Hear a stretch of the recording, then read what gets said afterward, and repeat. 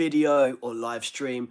If you've never, ever seen my videos before, hit that subscribe button, smash a like, have your say in the comments section as well. So more Tottenham talk, more football talk. So the latest news going around at Tottenham, plus the Premier League itself. We have had a lot of football news, whatever you want to call it, all going around. It's been absolute madness. So like, I'm going to crack straight on with this one.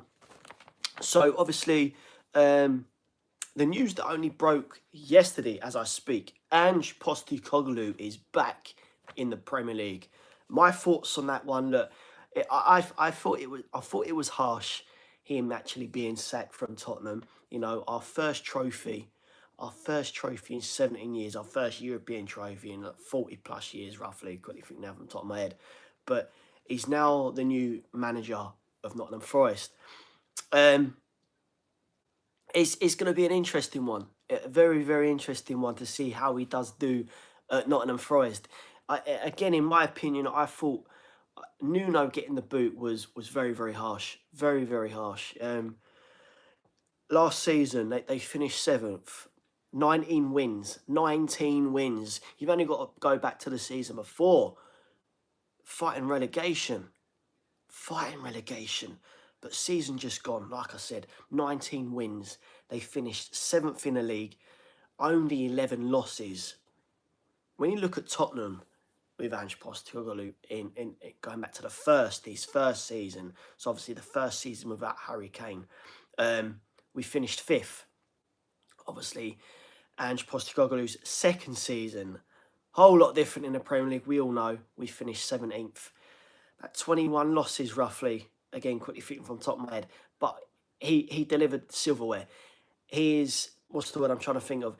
But every club that Ange has managed, he comes out and says the famous words, I deliver silverware in my second season.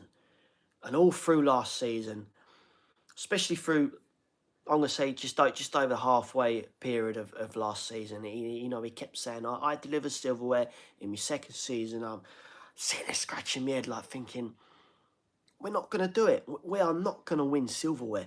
We are not going to win silverware with the way Ange is playing, the high line. And not only that, injuries were coming in left, right and centre all through last season. And our squad depth, as we all know, was piss poor. But somehow we managed to do it, and somehow Ange managed to deliver. So it's going to be very interesting to see how Ange Postecoglou does do at Nottingham Forest, because look, we all know that Ange Ball, he's got one style and one style only, and that's playing the high line. The high line. And can you really see him doing that at Nottingham Forest? Guys watching, please hit me up in the comments.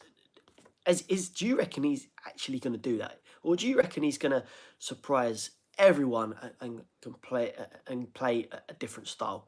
Because all the teams in the Premier League, apart from obviously your Leeds, Sunderland, Burnley, who come up this season, they all know Ange's style. So can you really see him doing that at Nottingham Forest? For one, you've only got to look at the back line. They've got Nottingham Forest, they've got their two centre-backs that I know of, Milenkovic and, is it Mario, is it? Please, correct me if I'm wrong in the comments section, but they're not pacey players like your Van der Vens, especially. So it's going to be interesting to see how their back four do play in this. And we've got to go back to Chris Wood, who absolutely smashed it for Forest last season.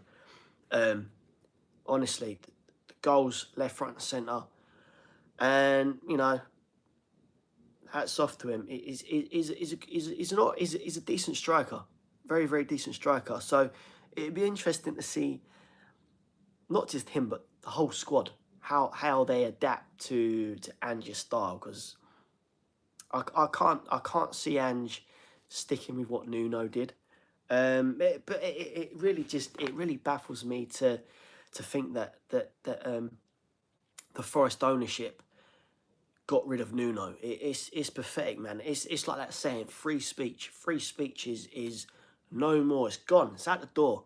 You can't say what you want to say anymore. So it's really pathetic, man. I'm gonna go through the comments section in a bit. But yeah, it's like I said, it's a strange one to see Nuno go, man. But I'd like to think that Nuno he's not going to be out of a job for long.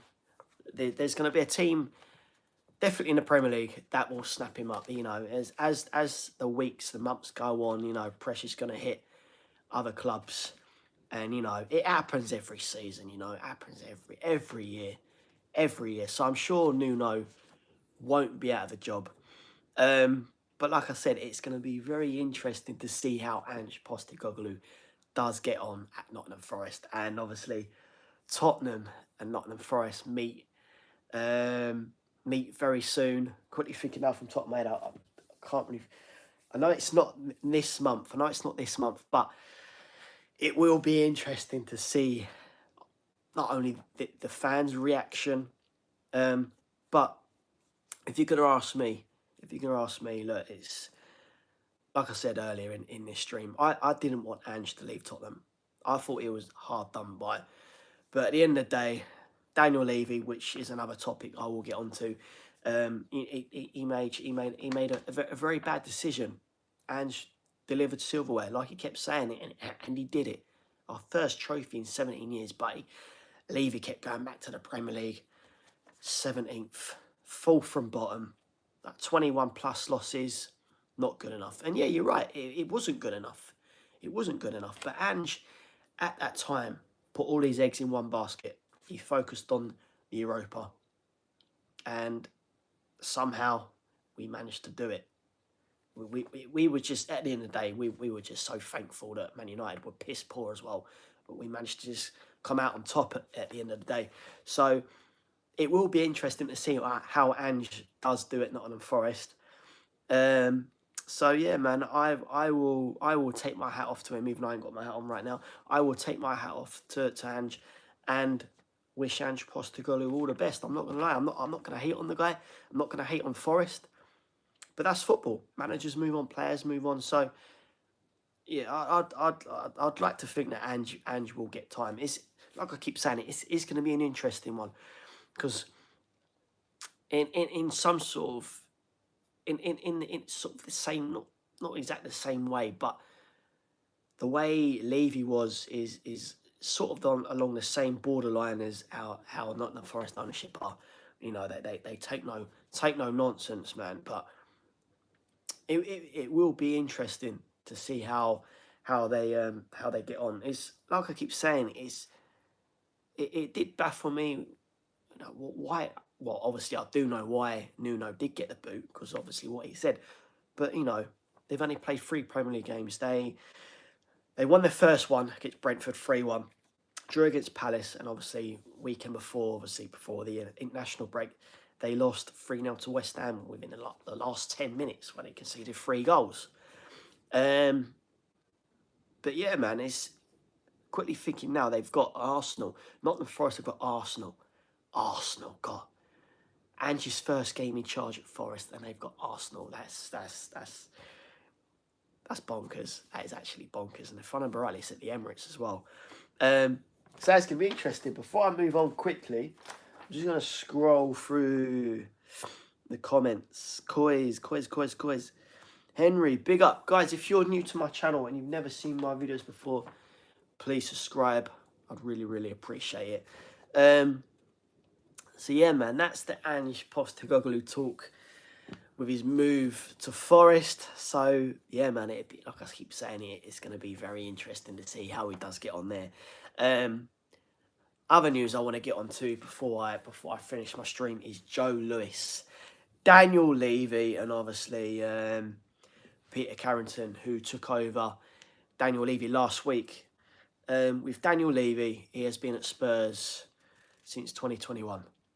24, 25 years in charge at Tottenham. He delivered 2 trophies in that time. 2 trophies. It's in that big period. It's just it's bonkers. It really is bonkers. When you think back to, you've only got to think back to the managers he had: Pochettino, Jose Mourinho, Conte, all serial winners, all big winners, all big top managers, but they could not deliver. Could not deliver. Ange was just, I don't know.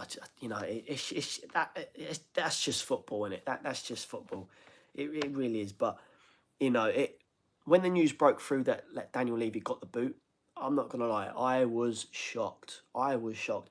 But saying that there was something creeping along the pipeline somewhere for many months before that.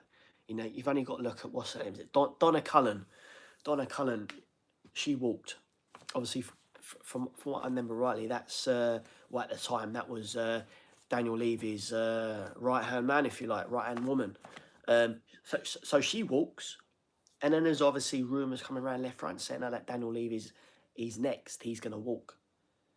So there was obviously something in the pipeline brewing for some time that this news was going to break and Levy was going to go or get the boot or whatever. So, you know, there's obviously mixed emotions between Spurs fans. You know, some liked him, some didn't. Obviously, I didn't. If you didn't know that, me with Daniel Levy. No, the guy just pissed me off time after time after time. Yeah, he got us a fantastic new stadium, training facilities, but he never backed managers. Yeah, he raked in money, but he never done the right things. You've only got to look at the transfers. I could name a whole list of players that he missed out on, that he completely messed up on and didn't end up bringing to Tottenham. You know, low wages. The guy was all about paying low wages, shopping at Lidl's, shopping at Aldi's, instead of shopping at your big ones like your Waitrose, etc. You know what I mean? Honestly, it's like you've only got to go back to, when was it? A few months ago, Daniel Levy had the famous interview. Was it with Gary Neville on Sky Sports? Obviously, it's been thrown out on YouTube. You know, and he's, you know, got a fantastic home, training facilities, blah blah blah blah blah blah blah. Yeah, we've heard it all before, Levy. Heard it all before. So where are we going with this news then?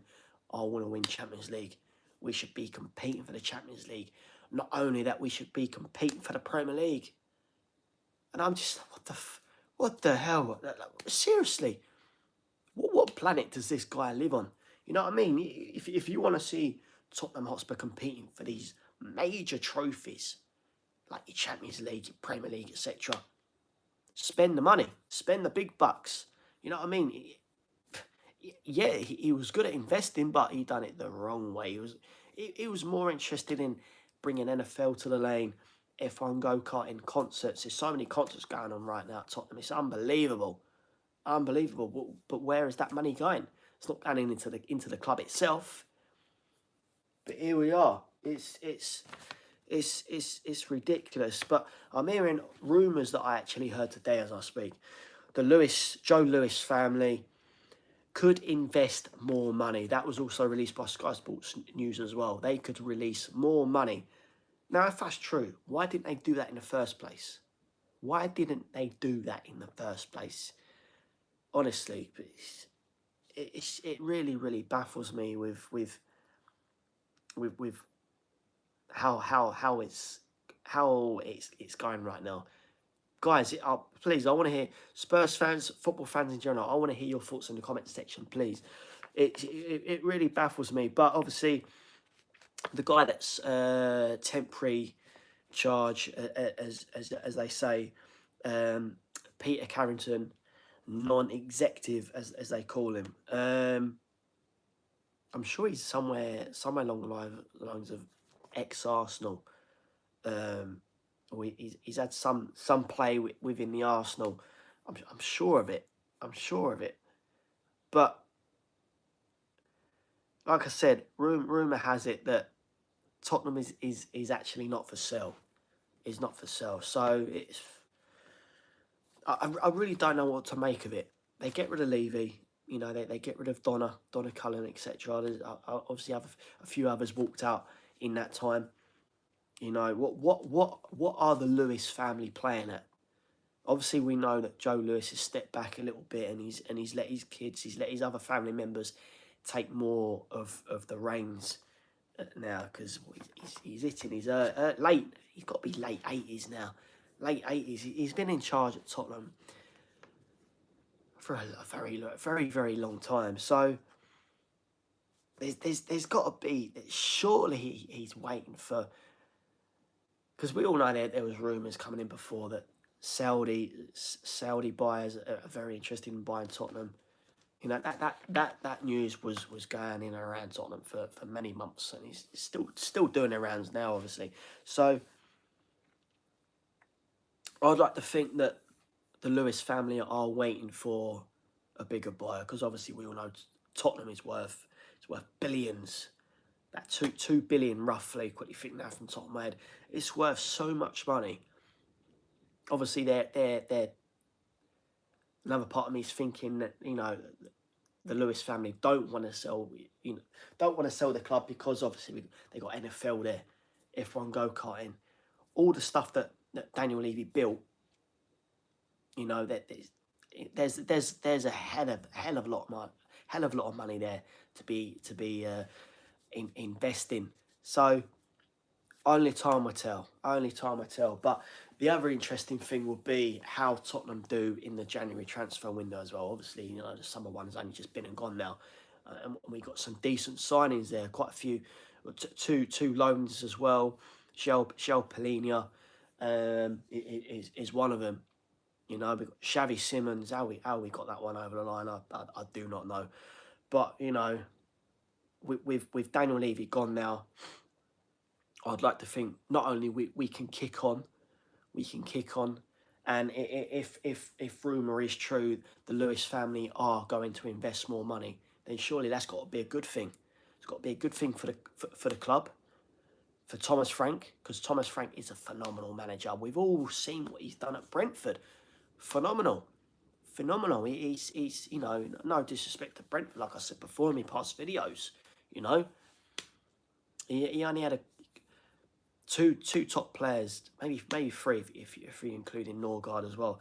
But you know, in Burmo, Wissa, top players. But compared to Spurs, you've got top players all over the pitch, especially the starting 11. Now we've got other players joining the team like João Plenia.